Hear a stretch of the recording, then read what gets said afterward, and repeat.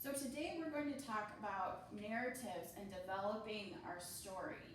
So if you'll recall from yesterday, we discussed narrative writing and why writers write and what we need to talk about when we're writing a narrative, either real or imagined.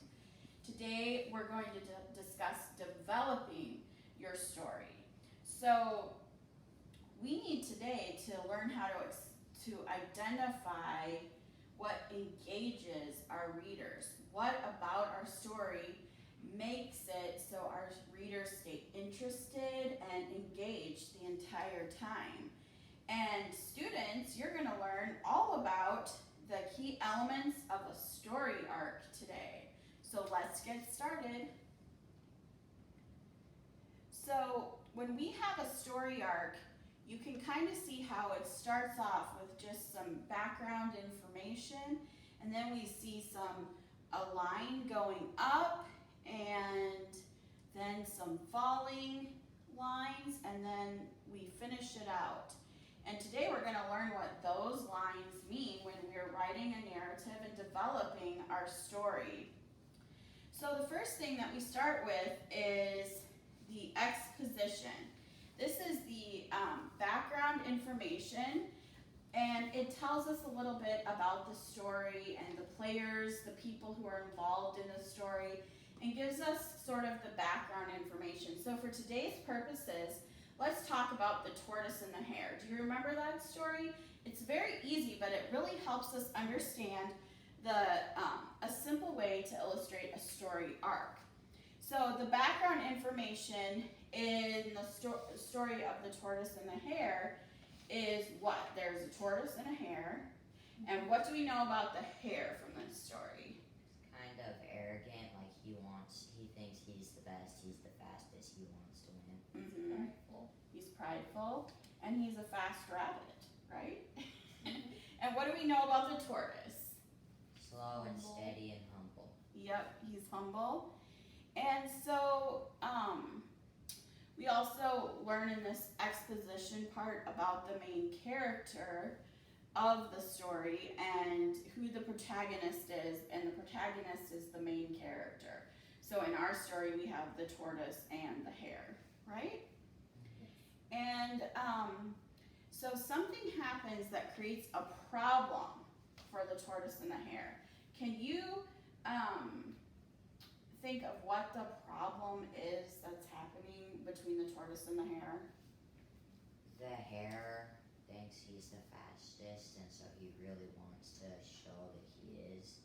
He wants to beat the tortoise. And the conflict is that the tortoise thinks he can do it. He can do it. So there's like a differing of opinions about who is actually going to be the faster person. So then we have the rising action. And the rising action is the sequence of events that happen as a result of the conflict, and they usually get more intense over time. So here we have the conflict. The hare thinks he's faster than the tortoise. And so what do they decide to do about it? And the events that we're going to describe are part of the rising action. So what events do the tortoise and hare, what do they decide to do? Have a race. And the fox is going to be the judge of the race, and they're going to have a race to see who is actually faster. Now, who really is going to be the winner, do they all think? The hare. The hare.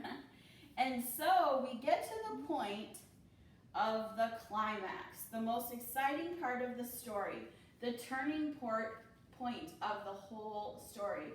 Can you think, pair, share, and turn to your partner and discuss what the climax is in this story? What do you think is the pinnacle, the defining moment of the story?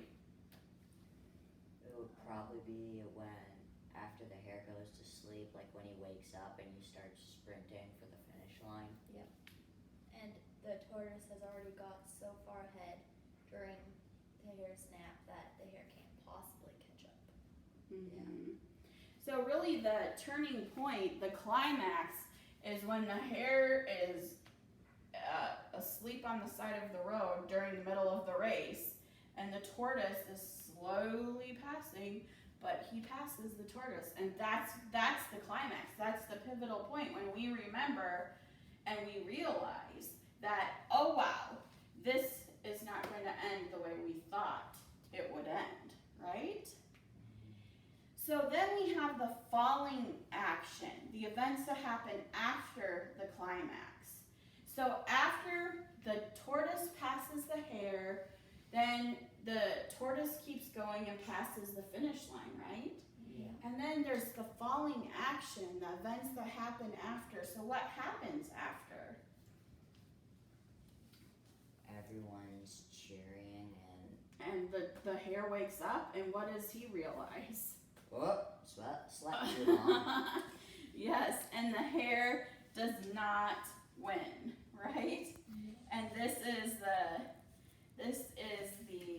events after the climax where we realize that things are not the same, and it's sort of the culmination of the story. And then when we hear about the resolution, we tie up the loose ends, we peek at how things have changed. So how does the story end then? The tortoise has won, the hare has woken up and realizes he lost. He crosses the finish line behind the tortoise, and everyone is cheering for the tortoise. And what do we kind of walk away from the story knowing? Slow and steady wins the race. Slow and steady wins the race, right?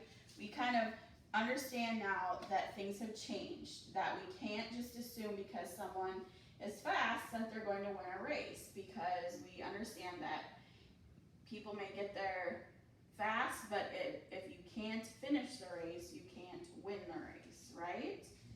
So these are the important things to understand about the story arc. And now we're going to go ahead and work on creating your own story arc. And you're going to think about your personal narrative and what you want to make your climax and your conflict. Identifying these things will help you make a very good story arc and help you realize how you're going to keep your readers engaged throughout your narrative.